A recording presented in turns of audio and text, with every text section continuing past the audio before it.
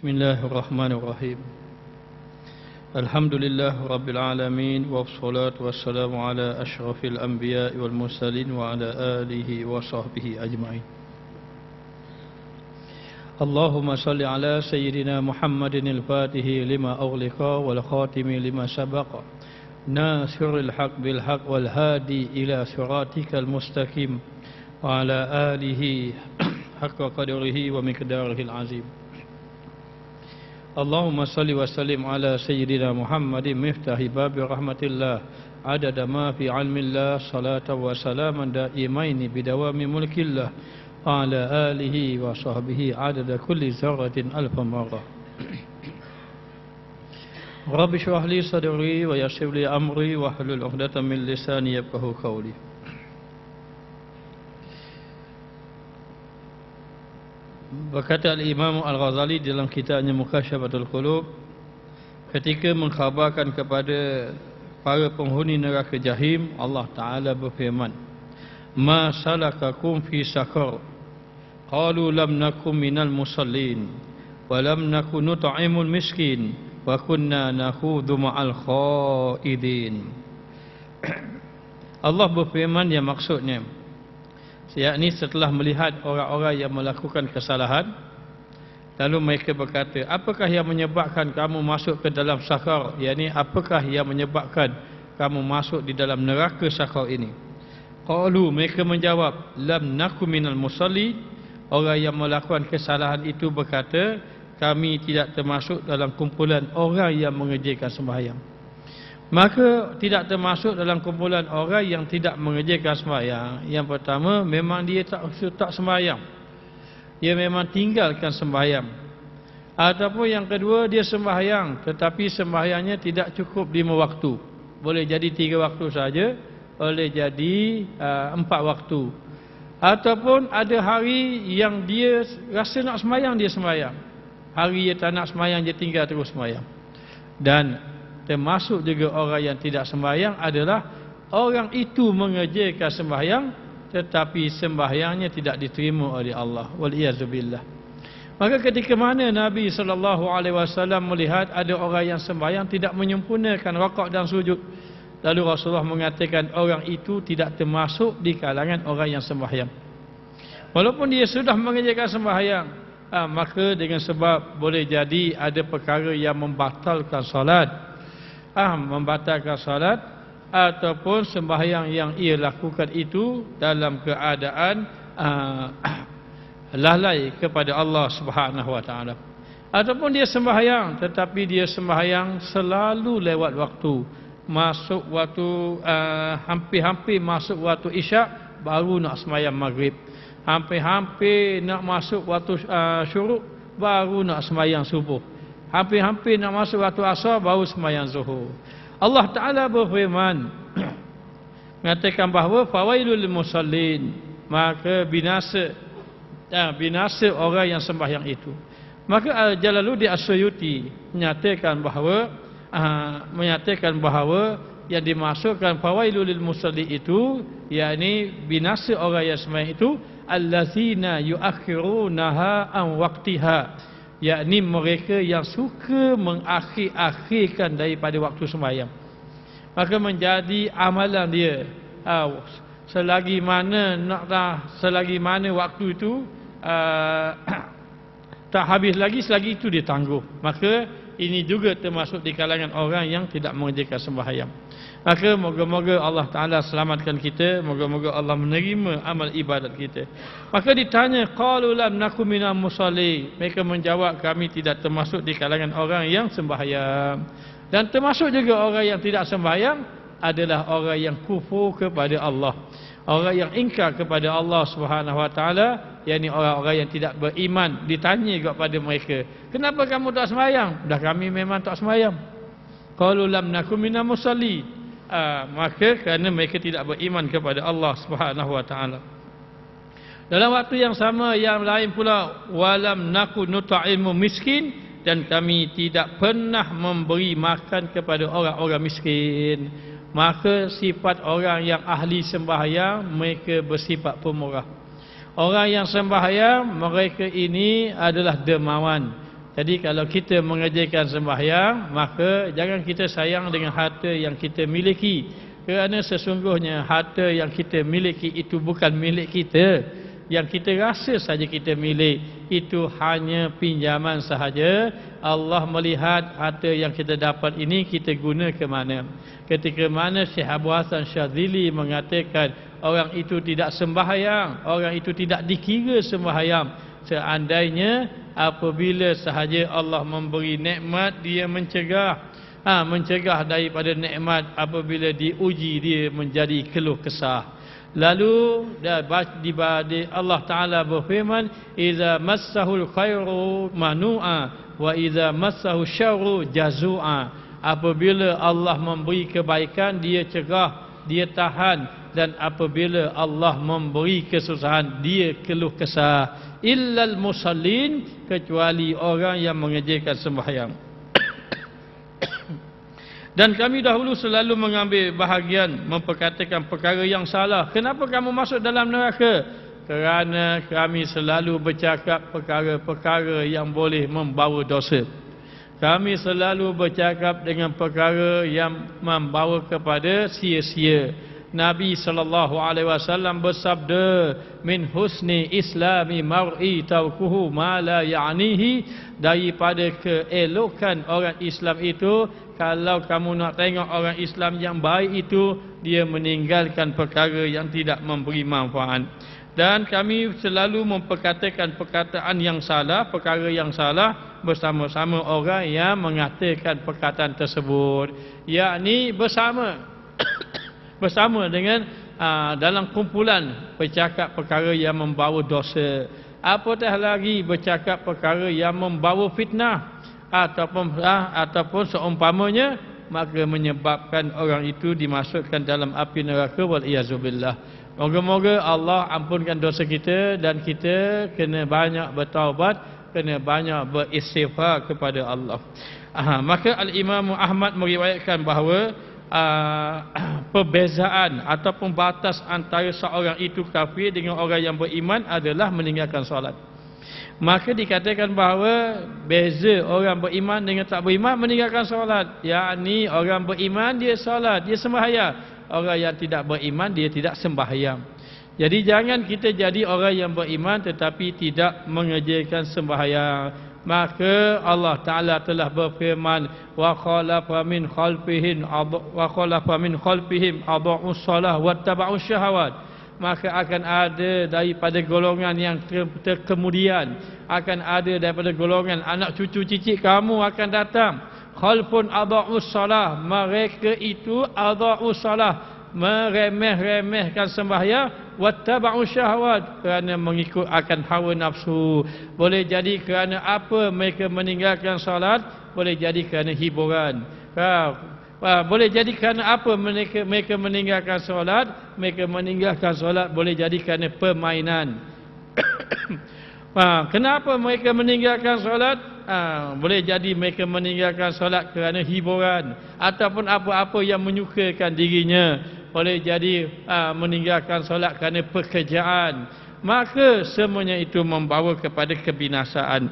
Maka beza orang yang beriman itu adalah orang yang mengerjakan solat.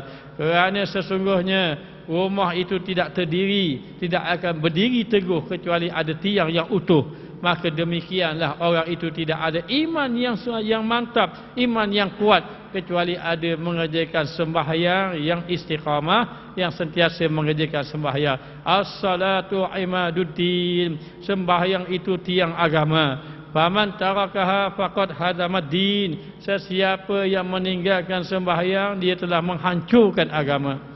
Maka demikianlah, faman aqamaha faqad aqamaddin, siapa yang mendirikan sembahyang bermakna dia mendirikan agama. Siapa yang tinggal sembahyang dia menghancurkan agama. Al-Ubadah ibnu Samit berkata, kekasihku yakni Nabi Muhammad sallallahu alaihi wasallam berwasiat kepada aku 7 perkara.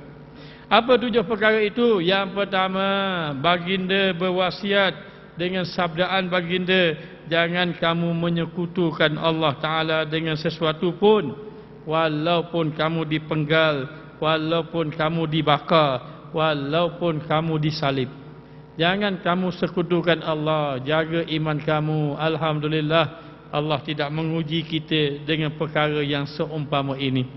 Ini diuji oleh para sahabat sehingga Sumayyah wafat di atas kalimah la ilaha illallah. Sehingga Yasir begitu juga wafat dan sahabat-sahabat diazab, diseksa. Ammar bin Yasir diseksa dalam keadaan begitu azab sekali sehingga akhirnya dia telah melafazkan kalimah murtad. Dia telah melafazkan kalimah kufur kerana nak semata-mata menjaga nyawanya. Kalau dia tidak ucapkan kalimah kufur itu, nescaya dia akan dibunuh sebagaimana ibu dan ayahnya, dibunuh di hadapan mata.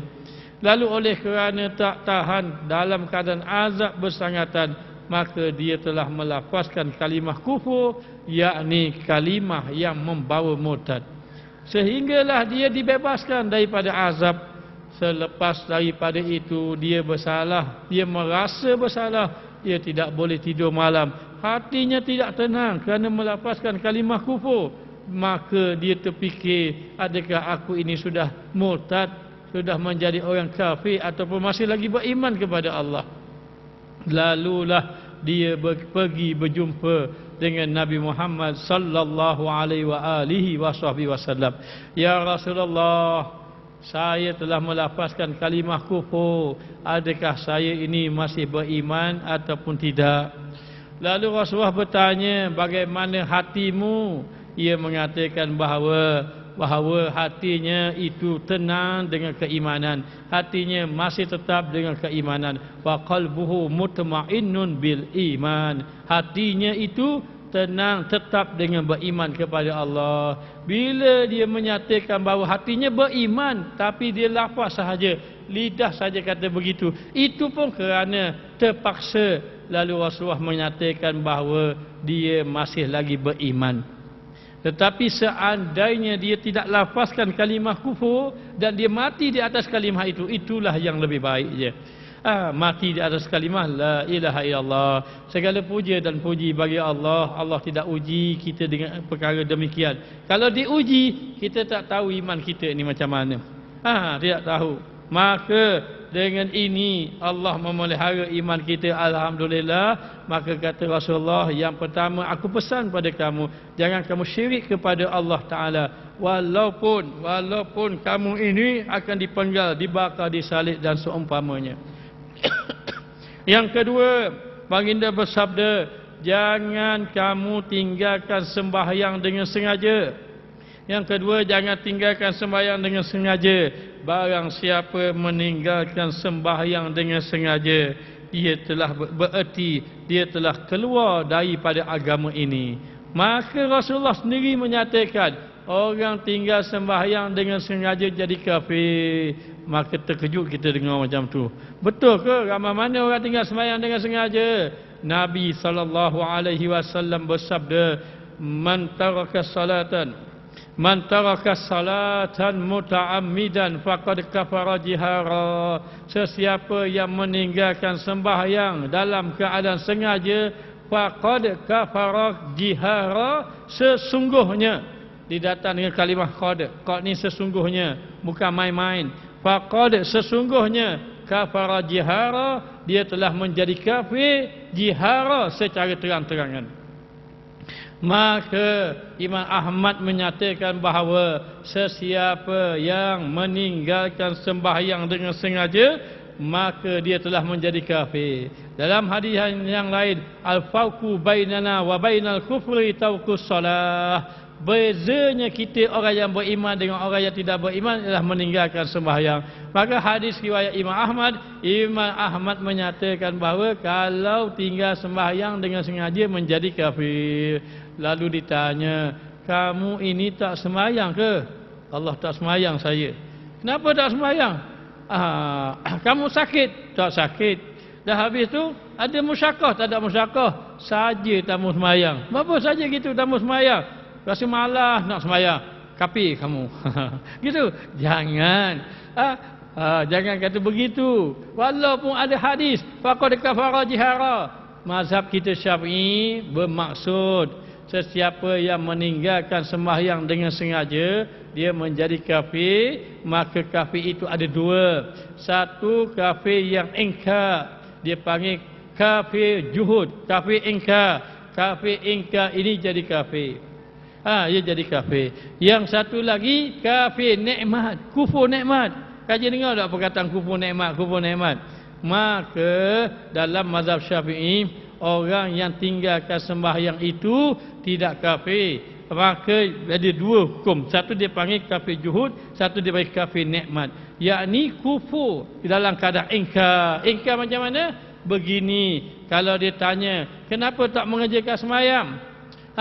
Kerana saya rasa sembahyang tu tak wajib lah. Maka dia ingkar kepada kewajipan. Kalau menyatakan sembahyang tidak wajib, baru kufur.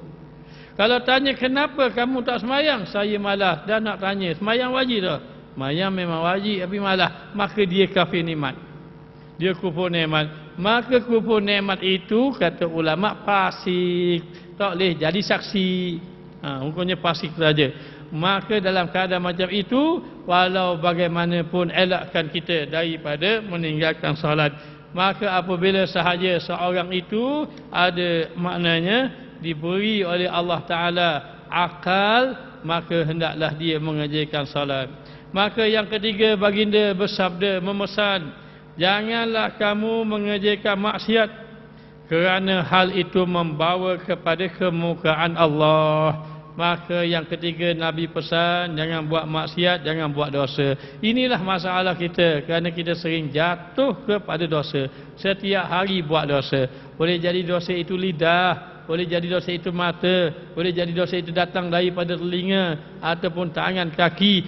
Dok pun mungkin tak ada, zahir tak ada pun, nampak tangan okey semua, tapi datang pada hati, buruk sangka pada orang, mari hasad dengki ke orang, semuanya membawa kepada dosa. Ataupun dok nampak relax saja, tapi duduk menengok tak buat benda-benda, termasuk orang lalai juga. Maknanya tak berzikir, tak ingat Allah, walaupun tak ada kata ke orang. Maka dalam keadaan itu, sedar tidak sedar, alangkah banyaknya dosa kita. Nabi SAW bersabda, ittaqullah haitsuma kunta wa atbi'in sayyi'ata hasanata tamhuha wa khaliqin nas bi khuluqin hasanin. Sesungguhnya hendaklah kamu ini takut kepada Allah. Apa makna takut kepada Allah Ta'ala? Imam Ghazali memecahkan kepada tiga.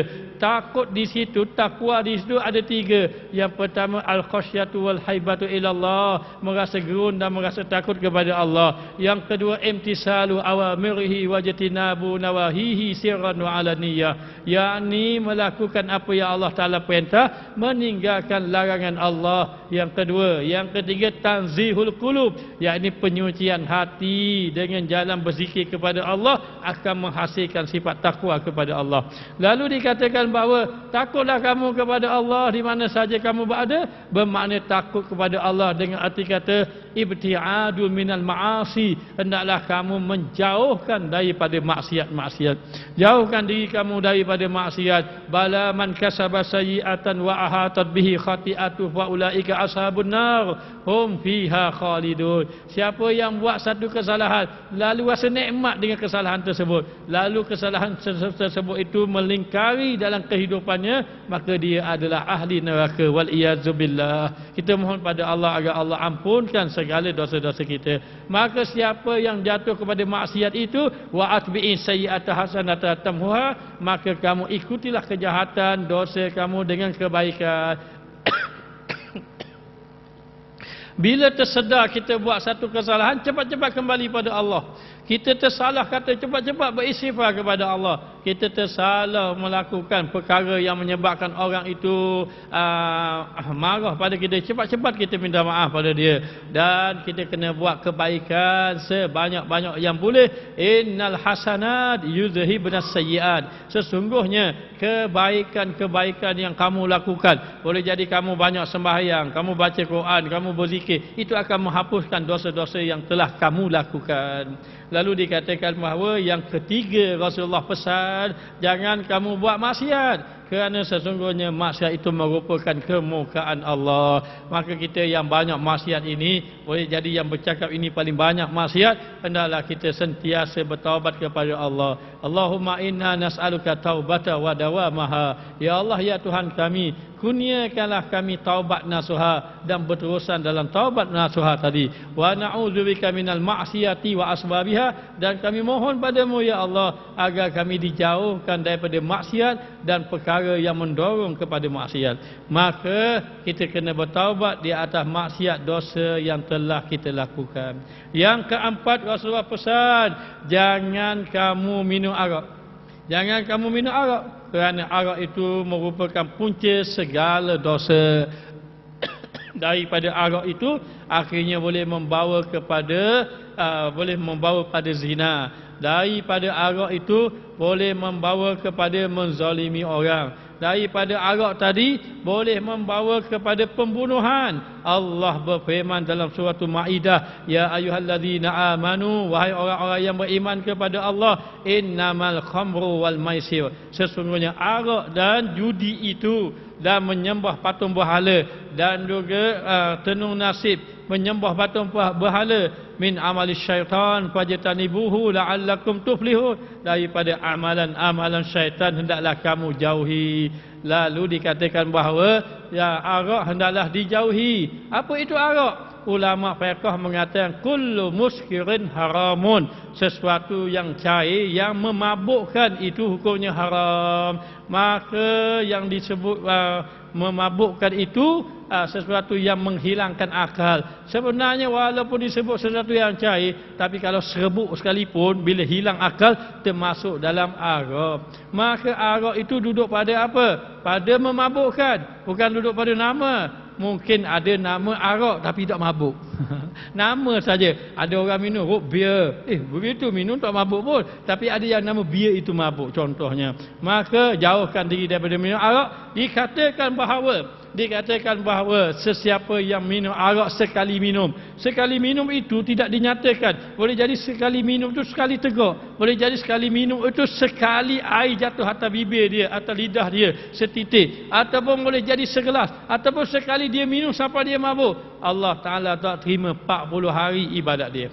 Kalaulah dia ini minum arak, wal iyasubillah. Dan jaga-jaga kalau ada barang-barang ataupun sesuatu yang terlibat dengan arak, maka hendaklah kita menjauhinya dan bertaubat kepada Allah Subhanahu wa taala. Dan dikatakan bahawa At-Tabarani berkata, tidak ada keimanan bagi orang yang tidak amanah, tidak ada salat bagi orang yang tidak bersuci, tidak ada agama bagi orang yang tidak sembahyang. Sesungguhnya kedudukan sembahyang dalam agama seperti kedudukan kepala terhadap tubuh. Lalu dalam satu hadis riwayat daripada At-Tabarani menyatakan bahawa keimanan itu tidak ada bagi orang yang tidak amanah. Maka jangan kita tidak amanah apabila Allah memberi kepada kita satu-satu pekerjaan yang memerlukan amanah, maka hendaklah kita bersifat amanah. Maka amanahlah kita. Kalau kita tidak bersifat amanah, maka membawa kepada dosa, kebinasaan dan seumpamanya. Maka jaga-jaga kita, jangan kita tidak ada sifat amanah. Kalau kita rasa kita tidak mampu pegang sesuatu amanah ini, maka kita serahkan kepada orang yang boleh memegangnya. Kerana sesungguhnya amanah itu satu bebanan, sebenarnya bukanlah satu kemuliaan. Sehingga tengok khalifah-khalifah dahulu, Umar bin Abdul Aziz, dia kata, oh ini amanah besar, ini bukan satu kemuliaan tetapi satu bebanan yang boleh membawa kehinaan. Betapa ramai orang berebut dengan amanah-amanah yang akan dipersoalkan nanti di negeri akhirat. Maka jaga-jaga perkara ini. Maka yang kedua, tidak ada salat bagi orang yang tidak bersuci. Maka apabila nak mengerjakan sembahyang, mengerjakan solat, maka kena bersuci. Suci ia daripada hadas kecil dan juga hadas besar. Hadas kecil itu kena dengan mengambil wudu. Hadas besar itu dengan mandi janabah. Hadas kecil itu disebut di dalam Al-Quran, idza qumtum ila shalah fawsilu wujuhakum wa aydiyakum ila al-marafiq wamsahu bi ru'usikum wa arjulakum ila ka'bain. Apabila kamu nak mendirikan sembahyang, maka hendaklah kamu basuh wajah kamu, yakni basuh muka kamu, dan basuh tangan kamu sampai ke siku, kemudian sapu kepala, kemudian basuh kaki. Maka menunjukkan kepada kita, kamu tak boleh sembahyang kecuali dalam keadaan bersuci. Sucikan diri kita daripada hadas kecil dan hadas besar ketika mana kita nak mengerjakan ibadat kepada Allah Ta'ala. Maka tidak ada agama bagi orang yang tidak sembahyang. Tiada agama bagi orang yang tidak sembahyang. Orang yang beriman memang sifatnya solat. Orang yang beriman memang kena bersembahyang. Kalau mereka tahu tentang kelebihan-kelebihan yang ada pada sembahyang zuhur, asar, maghrib, isyak, subuh, lau ya'lamuna ma fihi ma la'atauhuma wala habwa. Kalau orang tahu tentang kelebihan-kelebihan sembahyang berjemaah ini, nescaya mereka akan datang la'atauhuma wala habwa. Mereka akan datang ke masjid, ke tempat-tempat sembahyang walaupun dalam keadaan merangkak. Maknanya, maka orang yang beriman adalah orang yang mengerjakan solat. Maka siapa-siapa yang duduk dekat masjid, jangan sembahyang dalam rumah, sembahyang di masjid. Siapa-siapa yang duduk dekat surau, jangan sembahyang dalam rumah kecuali sembahyang di surau. Kerana apa begitu? Kerana Nabi sallallahu alaihi wasallam bersabda, la salata li jaril masjid illa al masjid. Tidak ada sembahyang bagi orang yang berjiran dengan masjid kecuali di masjid.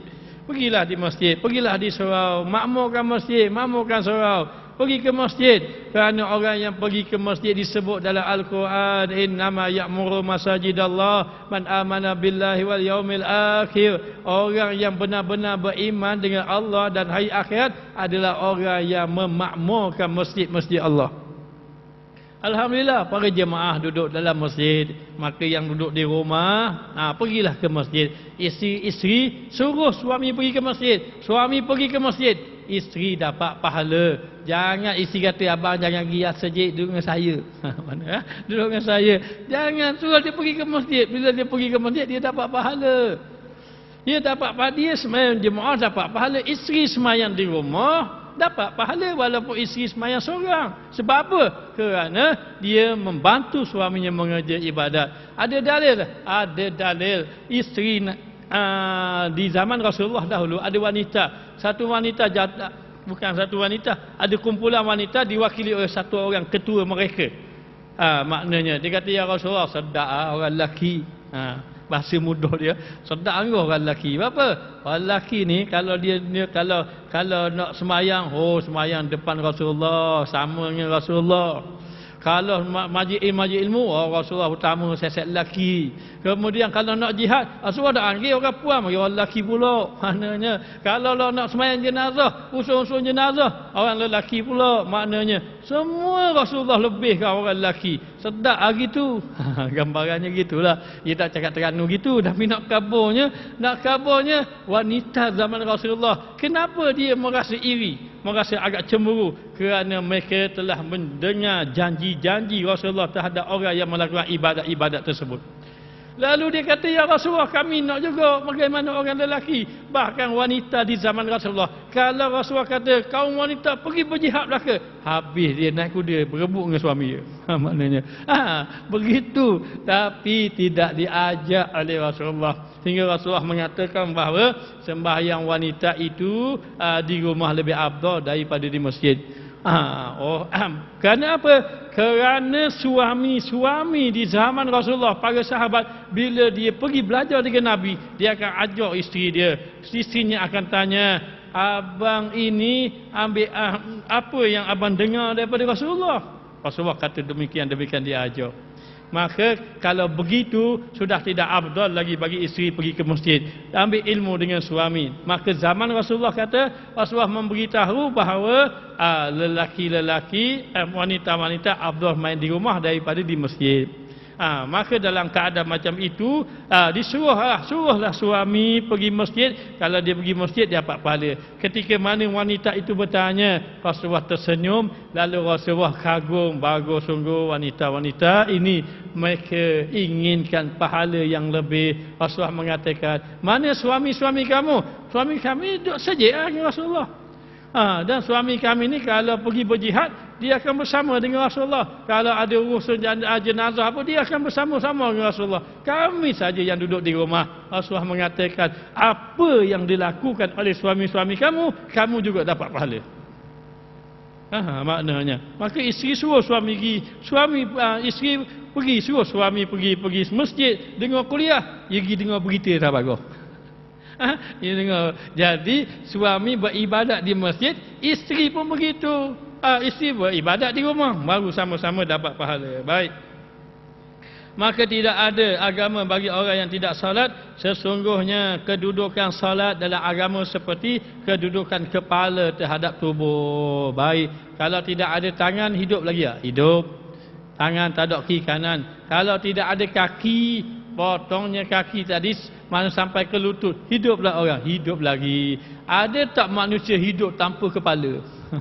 Maknanya, ada tak manusia hidup tanpa kepala? Tidak ada manusia itu hidup tanpa kepala. Maka demikianlah kedudukan solat tadi. Kerana sesungguhnya tidak ada keimanan bagi orang yang tidak ada sembahyang. Maka perkara ini kena ambil berat supaya kita termasuk di kalangan orang yang mengerjakan sembahyang. Ibnu Majah dan juga Al-Baihaqi meriwayatkan hadis daripada Abu Darda radhiyallahu anhu, katanya kekasihku Muhammad sallallahu alaihi wasallam berwasiat kepadaku. Apa dia? Macam tadi juga, jangan engkau menyekutukan Allah dengan sesuatu pun, walaupun kamu dipenggal, walaupun kamu dibakar. Jangan engkau meninggalkan solat wajib dengan sengaja. Barang siapa yang meninggalkan sembahyang yang diwajibkan oleh Allah, dia telah melepaskan dirinya dia telah melepaskan dirinya daripada jaminan Allah. Apa dia? Allah menjamin keselamatan bagi orang yang mengerjakan sembahyang. Orang yang mengerjakan sembahyang, Allah jamin keselamatan. Orang yang mengerjakan sembahyang, Allah jamin rezeki dia. Kalau sempit rezeki, jangan salahkan Allah. Cuba tengok sembahyang kita, yakinlah para jemaah sekalian, orang yang menjaga sembahyang 5 waktu, lebih-lebih lagi di awal waktu, Allah murahkan rezeki dia. Allah beri kebaikan demi kebaikan kepadanya, tapi dia tidak mau kebaikan, lalu dia tidak sembahyang sebagai contohnya. Kalau tidak sembahyang, Allah menutup pintu rezekinya. Ingat, carilah rezeki Allah melalui ibadat kepada Allah. Kalaulah kita nak rezeki kita terbuka, jagalah salat. Allah berfirman dalam surah Al-Jumaat, ya ayyuhallazina amanu, wahai orang-orang yang beriman kepada Allah, idza nudiya lis-salah, apabila kamu mendengar azan berkumandang pada hari Jumaat, fas'au ila zikrillah wa zarul bai', maka hendaklah kamu segera ingat kepada Allah dan tinggal jual beli. Itulah yang paling baik seandainya kamu mengetahui. Tinggal jual beli, kerja sembahyang. Lepas sembahyang, fa idza qudiyatis shalah, apabila kamu sudah selesai mengerjakan sembahyang, fantashiru fil ardh, bertebaranlah kamu di atas muka dunia, masuk jabat masing-masing. Mula duduk, pergilah di kedai masing-masing. Jagalah, maknanya kedai tadi selepas kamu mengerjakan solat. Maknanya fantashiru fil ardh wabtagu min fadlillah, carilah kelebihan Allah, carilah pahala Allah, carilah rezeki Allah. Maknanya itulah yang paling baik seandainya kamu mengetahui. Dan jangan kita terpedaya dengan maknanya perkara-perkara yang boleh melalaikan kita kepada Allah. Baik. Dan jangan kamu minum arak, kerana arak itu kunci segala kejahatan. Di dalam kitab Al-Mutabi'at terdapat hadis yang diriwayatkan oleh Al-Imam Tabarani yang merekodkan ataupun yang menyatakan bahawa seorang lelaki datang berjumpa kepada Rasulullah sallallahu alaihi wasallam. Ya Rasulullah, katanya sahabat tadi, ya Rasulullah, beritahulah kepada saya satu amalan, jika diamalkan saya masuk dalam syurga. Tengok sahabat jumpa Rasulullah, apa yang dia buat? Dia minta amalan. Ingat, kita jumpa orang alim 3 benda. Kita jumpa orang soleh 3 benda. Yang perlu kita, yang sebaiknya. Yang pertama, apa dia? Yang pertama, kalau boleh kita minta nasihat. Nasihat bukan Pizza Hut, minta nasihat. Maka yang pertama minta nasihat. Jumpa orang alim minta nasihat. Ausini ya Syekh, berilah wasiat kepada saya, maknanya. Yang pertama. Yang kedua, mintalah amalan. Tunjukkan saya ya Rasulullah. Tengok sahabat minta amalan. Ya Rasulullah, berilah saya amalan. Kalau saya beramal, saya boleh masuk syurga. Rasulullah kata, wal yakul lisanaka rutban bizikrillah. Contohnya, dalam hadis yang lain, kamu kena banyak zikir. Basahkan lidah kamu zikir, nanti kamu masuk syurga. Sahabat lain, ya Rasulullah, tunjuk saya satu amalan. Kalau saya beramal, saya tak nak tanya dah orang lain. Saya nak beramal, boleh masuk syurga. Fastaqim. Rasulullah mengatakan, kul amantu billah summastaqim. Kata kamu beriman kepada Allah dan kamu istiqamah dalam iman kamu tadi, masuk kamu dalam syurga. Sahabat datang minta amalan. Maka yang kedua, jumpa orang soleh, jumpa orang alim, minta amalan. Yang ketiga, minta doa. Minta doa pada dia, tolong doakan saya. Doakan saya. Kerana apa? Kerana orang soleh dia dekat dengan Allah. Jadi bila sudah dekat dengan Allah, kita mohon dia doakan. Maka ketika mana dia doa dipandang oleh Allah, tiba-tiba pada doanya ada kita. Maka dengan kita dapat rahmat. 3 perkara, ingat. Yang pertama minta nasihat, yang kedua minta amalan, yang ketiga minta doa. Tapi kita silap. Yang pertama kita minta gambar kali. Yang pertama selfie. Yang kedua kita masuk dalam WhatsApp group. Maknanya lepas tu yang ketiga kita masuk dalam Facebook. Itu tak perlu sebenarnya. Maknanya yang penting 3 perkara itu. Tengok sahabat, dia jumpa Rasulullah, ya Rasulullah, tunjukkan kepada saya, beritahu kepada saya satu amalan, kalau saya beramal saya masuk dalam syurga. Lalu Rasulullah bersabda, jangan kamu menyekutukan Allah. Falyamal amalan salihan wala yusyrik bi ibadati rabbih ahada, dalam suratul Kahfi. Kamu beramal dengan amal soleh, jangan syirik kepada Allah Taala dengan sesuatu pun. Kalau boleh kamu tahan iman kamu sedaya-daya mungkin, walau kamu diseksa, walau kamu dibakar. Maknanya. Dan yang kedua kamu taatlah kepada kedua ibu bapa kamu. Allah berfirman, wa qada rabbuka alla ta'budu illa iyyah wa bil walidaini ihsanan. Allah menetapkan tiada Tuhan yang disembah melainkan Dia, dan kepada kedua ibu bapa hendaklah kamu taat. Selepas Allah Taala taat pada Allah, taat ibu bapa. Maknanya selepas taat pada Allah dan Rasul, taat kepada kedua ibu bapa. Maka hendaklah kamu taat kepada orang tuamu, walaupun mereka mengambil hartamu dan segala apa yang kamu miliki, kamu kena taat juga kedua ibu bapa. Begitu Rasulullah menyatakan. Kadang-kadang saya nak marah lah ayah saya. Buat apa? Habis bahan ke dia belaka. Maknanya ingat, dia tetap ayah kita walau macam mana pun. Maknanya kadang-kadang jangan begitu. Jangan berkecil hati dengan ibu kita. Jangan berkecil hati dengan ayah kita. Dia ambil hak kita pun sikit, dia belanja hak kita lebih pada tu lagi. Ini satu kisah dia. Satu kisah zaman Sayyidina Umar Al-Khattab. Sayyidina Umar Al-Khattab telah melihat satu orang wanita, Masya Allah, tak ada macam kita, tak ada zaman kita ni. Apa dia? Satu orang wanita, dia gendong ayah dia pergi mana-mana. Dia gendong ayah dia pergi mana-mana.